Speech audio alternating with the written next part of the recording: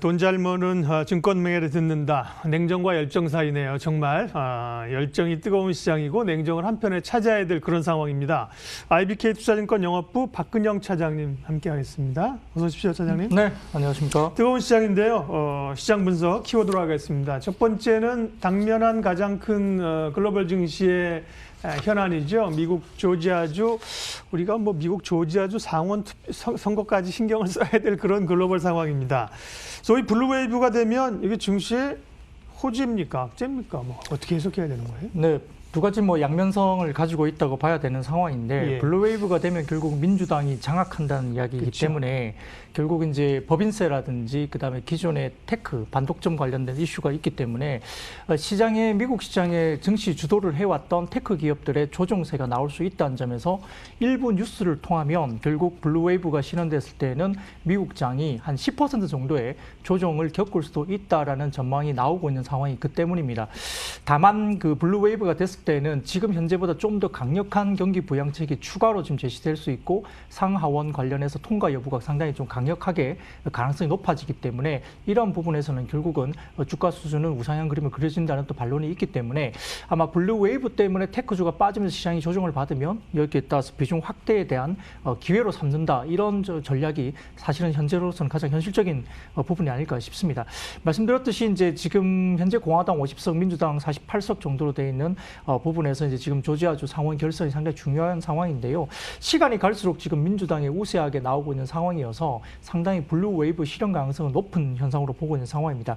따라서 이 부분에 대해서 그 경기 부양책이 추가적으로 이제 가능성이 높아지기 때문에 결국 주식시장은 추가적인 상승을, 그리고 달러는 약세 기조로 돌아서겠고 국채 금리도 상승할 것으로 예상되고 있기 때문에 신흥국 내지는 국내 시장에도 상당히 긍정적인 요인으로 받아들일 수 있습니다. 따라서 지금 말씀드렸던 법인세 인상이나 이런 부분들이 의미가 있고 IT 기업에 대한 반독점 규제가 있기 때문에 전 시장이 미국 시장이 빠짐에도 불구하고 그 성장주는 조금 조정을 받았지만 신재생 관련이라든지 전기차 섹터는 상당히 강세적으로 나타났습니다. 여기에 따라서 업종이나 이런 부분들이 차별화되는 부분이 있기 때문에 이런 부분도 국내 시장에 영향을 미칠 것 같고요. 따라서 이제 조지아주 선거 끝나고 나면 결과에 상관없이 결국은 시장의 관점은 추가적인 경기 부양책으로 논점을 좀 옮겨갈 가능성이 높기 때문에 여기에 대한 뉴스플로 좀 보셔야 될 것 같고요. 조정이 나오더라도 현재까지는 좀 더 긍정적인 시각으로 볼 수 있겠습니다. 예, 또 이제 선거가 끝나면 미국 대통령제 취임이 있으니까요. 그 전까지 변동성이 있더라도 이제 취임을 하게 되면 또 기대감들이 올라올 수 있겠죠. 다음 이슈 키워드입니다. 전기차도 그렇고 여러 그 친환경에 대한 관심이 높은데요. 이번엔 또 철도의 친환경입니다. 문재인 대통령이 2025년까지 친환경 철도 사업에 70조를 투자하겠다. 단순한 철도가 아니라 이게 또 친환경이랑 묶여가면서 굉장히 그 기대를 불러일으킵니다. 관심주 좀 점검해 주세요. 이제 코로나19 사태 때문에 정부도 여러 가지 예산 정책과 관련된 이슈를 작년 하반기에 많이 냈습니다. 결국 철도와 관련된 부분에서도 SOC의 디지털화로 볼 수 있는 상황이고요. KTX의 70조 원을 이야기를 어제 나오면서 전체적으로 지금 철도 관련주가 급등세를 보였습니다. 지금 현재도 보이고 있는 상황이고요. 사실 어제 급등세와 오늘 이어진 급등세 때문에 현재 구간에서 신규로 사시라고 말씀드리기는 조금 어려운 가격적인 부분이 분명히 있긴 하지만 그럼에도 불구하고 이제 주목을 받는 이유는 여기에 있습니다. 전체적으로 지금 디지털 뉴딜 정책에서 이제 2025년까지 총 44조 8천억 정도의 예산이 책정되어 있는 상황이고요. SOC 디지털화는 약 10조 원의 예산이 집행될 것으로 또한 이야기되고 있는 상황입니다. 첨단 도로 교통 통제라든지 디지털 도로망이라든지 자동차 상용화라든지 IoT 관리 시스템 구축 등의 여러 가지 부분에서 스마트 철도 구축과 관련된 내용들이 포함되어 있었던 상황이고요. 여기에 따라서 전기 설비에 IoT 센서를 부착한다든지 그다음에 무상 무인 자동 검축 시스템을 구축한다는 점, 여러 가지 부분에서 사전 예방 안전관리 시스템까지 구축을 나선다는 점에서는 이와 관련된 철도뿐만 아니라 관리 시스템 관련된 부분도 투자가 급격하게 늘 가능성이 있습니다. 따라서 전체적으로 열차 고속화에 대한 차상 안전장치라든지 전자연동장치의 역할이 상당히 부각될 가능성이 높다고 이야기되고 있는 상황이고요. 여기에 따라서 두 개 정도가 이제 지금 압축될 수는 있는데, 첫 번째로는 지금 이제 연계 관련된 컨트롤 관련된 부분에서는 대하 TI가 국내에서 가장 큰 강점을 갖고 있습니다. 고속화 열차에 대한 차상 주차장 안전 장치에 대한 중요성에 대해서 가장 큰 강점을 가지고 있는 것이 대하티아이인 것 같고요. 그다음에 이제 철도 신호 제어 시스템 전문 기업으로서 이야기되고 있는 상황이기 때문에 토목 건축 분야라든지 그다음에 차량 열차 분야, 신호통신 분야로 구분되면서 신호통신 부분에서 상당히 강점을 가지고 있기 때문에 수주권에 대한 부분이 상당히 가능성이 높게 이야기되고 있는 상황입니다. 그런데 대하티아이 같은 경우는 CTC라 그래가지고요. 지금 Centralized Traffic Control, 그러니까 열차 집중 제어 장치라는 게 있는데 독보적인 기술력과 레퍼런스를 확보하고 있다는 점에서 상당히 지금 철도 관제 분야에서 아마 수주를 큰 키로 받을 가능성이 높다 볼 수 있겠고, 서울의 지하철과 관련된 그 리시그널링 관련된 부분에서도 상당히 중요한 그 가능성이 이야기되고 있습니다. 서울 지하철들이 상당히 노후화되어 있는 상황이기 때문에 이 부분도 아마 시그널과 관련된 새로운 제어 장치를 아마 턴키로 대하티아이가 받을 수도 있지 않을까 이야기가 나오는 상황이고요. 그리고 이제 오늘 같은 경우도 뭐 많이 올라가고 있습니다만 현대 로템 같은 경우는 지금 3분기 실적이 상당히 좀 철도라든지 방산 등 실적 정상화되면서 3분기 이후로 실적이 굉장히 좋아지고 있는 상황이었고요.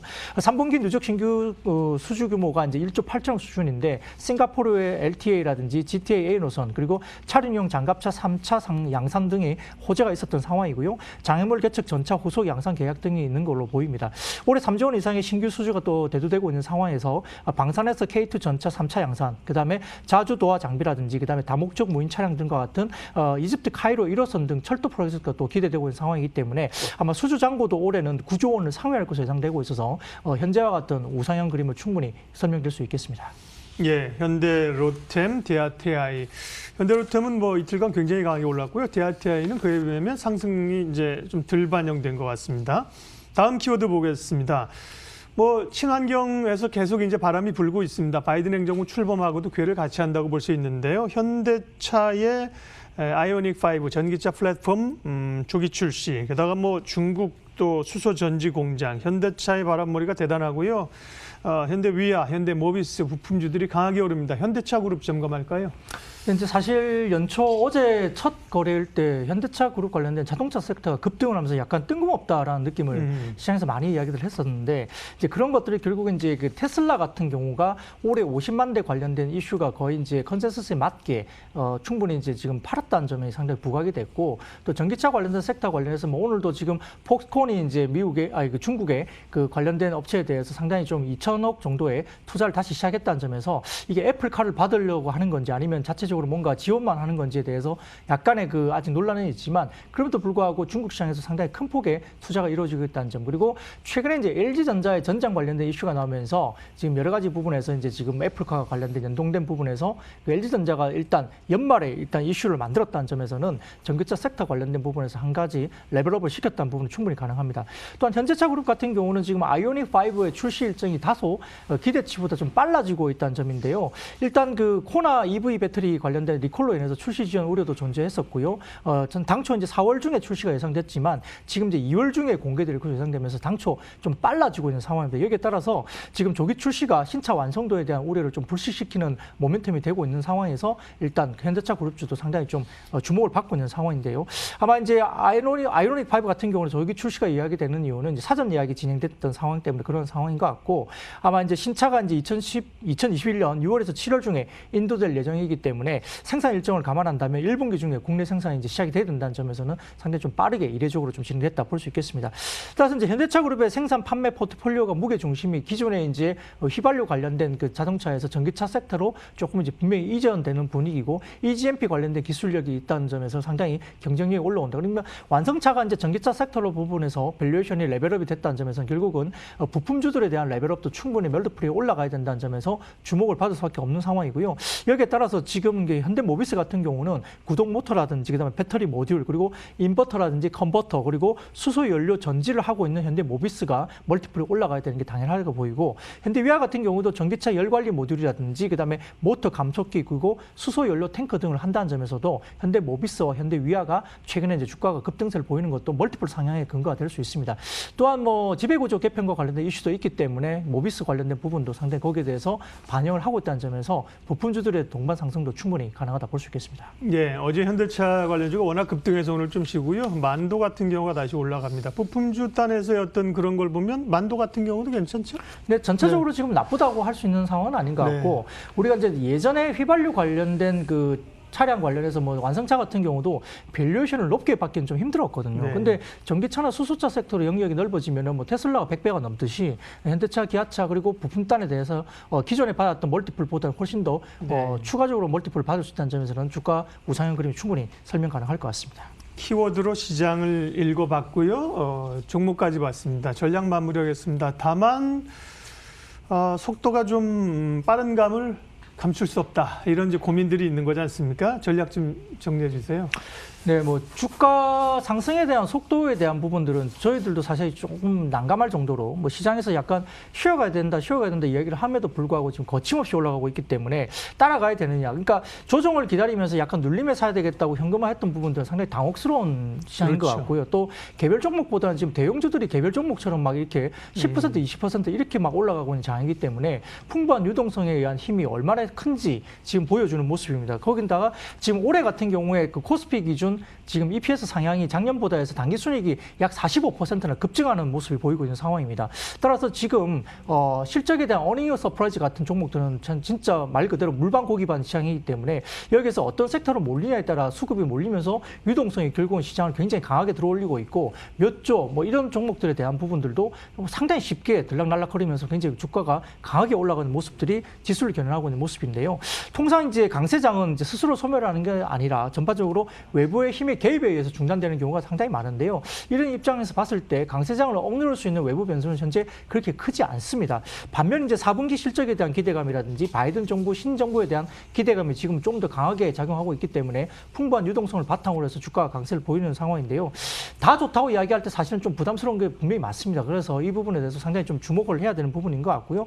다만 이제 지금 바이든 같은 경우도 취임 직후에 100일 전략이라는 전략을 통해서 아마 코로나 대응이라든지 기후변화 정책 그리고 동맹국 관계 재건 등을 통해서 증시의 기대감을 높일 것으로 예상되고 있기 때문에 이러한 관점에서는 결국은 이제 기존의 반도체라든지 화학, 자동차 섹터가 여전히 이제 주도주로서 업종으로서 갈 수 있는 가능성이 상당히 높다 볼 수 있는 상황이고요.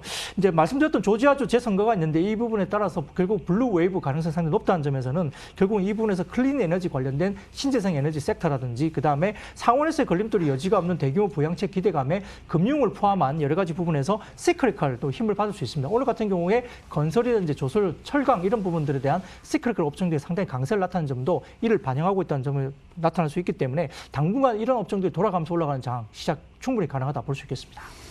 돈 잘 버는 증권맨에게 듣는다. 이 굉장히 강한 강세장을 어떻게 해석할 것이며 대응할 것인가. IBK 투자증권 영업부 박근영 차장님 함께했습니다. 고맙습니다. 감사합니다.